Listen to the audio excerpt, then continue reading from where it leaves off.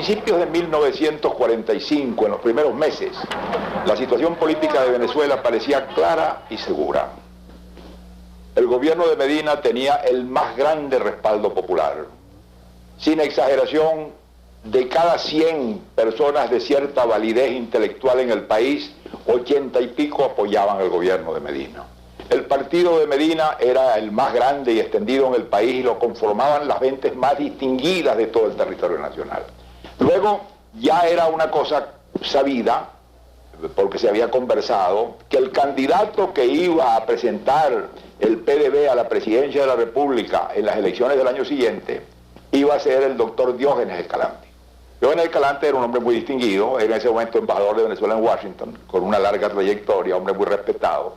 Y entonces Escalante contaba no solamente con el apoyo del gobierno de Medina y de su partido, que era suficiente para hacerlo presidente, sino que lo iba a apoyar el Partido Comunista, que era un pequeño partido, pero que en fin, que tenía representación sobre todo municipal y alguna del Congreso, y el Partido Acción Democrática.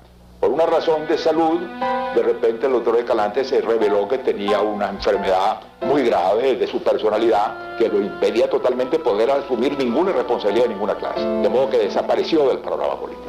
Esto trajo unas consecuencias inmediatas muy grandes, ¿no? En primer lugar, la aspiración que venía teniendo el general López Contreras a volver a la presidencia y a la que Medina se había opuesto porque muchas veces le dijo, y yo fui parte en esas conversaciones, le dijo al general López Contreras que si él le transmitía la presidencia a López Contreras, los dos iban a quedar muy mal en la historia, iban a quedar como dos compinches que se combinaron para pasarse la presidencia, y que él estaba dispuesto a ponerse de acuerdo con él en buscar un candidato mutuamente aceptable para los dos, pero que no fuera él.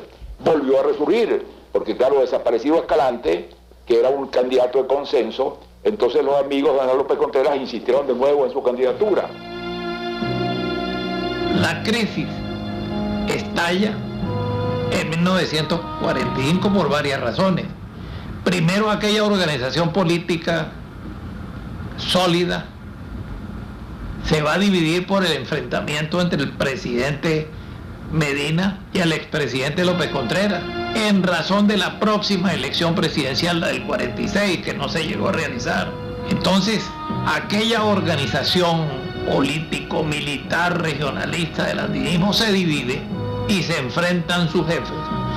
Y entonces Acción Democrática, que había apoyado a Escalante para ser elegido por el Congreso, esto es bueno, no había allí ninguna objeción sobre el sistema electoral, de ninguna especie. Iba a ser elegido por el Congreso y Acción Democrática lo apoyaba. Pero entonces cuando desapareció Escalante y surgió la figura de otro nuevo candidato, que fue el doctor Biagini, entonces Acción Democrática retiró su apoyo. Aquello era raro, porque no había gran diferencia entre Biagini y Escalante, fuera de que eran más conocidos o menos conocidos. Biagini era el ministro de Reforma Agraria, Biagini era un hombre de perfecta honestidad, pero ahí cambia el panorama. ¿Por qué? Porque entonces Acción Democrática pasa a la oposición, alegando de una manera clamorosa en todo el país que era absolutamente inaceptable la posibilidad de que se eligiera a un presidente de la República por el Congreso y que había que hacer la elección por la votación directa y secreta. Para esa votación no había tiempo de reformar las leyes vigentes porque faltaban meses para la elección del Congreso.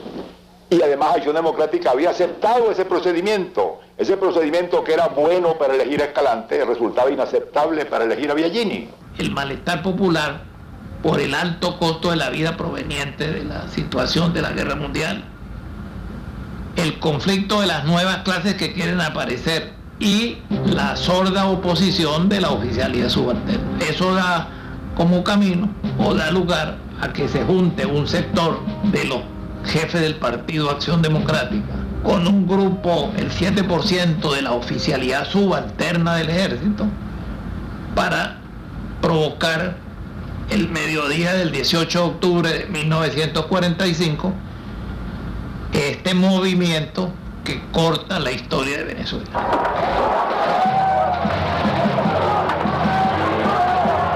El alzamiento comenzó en la escuela militar y posteriormente los insurgentes se apoderaron del Palacio de Miraflores.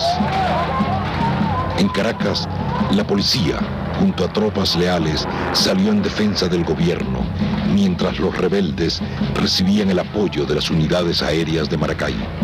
La acción dejó varias centenas de muertos entre civiles y militares. Derrocan al gobierno, proclaman un gobierno provisional, una junta de gobierno, que desde luego era un gobierno militar. Este era un golpe dado por los militares con fines militares, que no tenían mayores fines políticos, y al cual la Acción Democrática se sentía completamente en el aire, porque no tenía base, lo que era un pequeño partido en el país, y no tenía cómo hacerle peso a los militares. Pero cuando los militares resolvieron dar el nuevo golpe puramente militar del 48, no tuvieron problema para hacerlo. Luego de 48 horas de confusión política, se cristalizó la situación.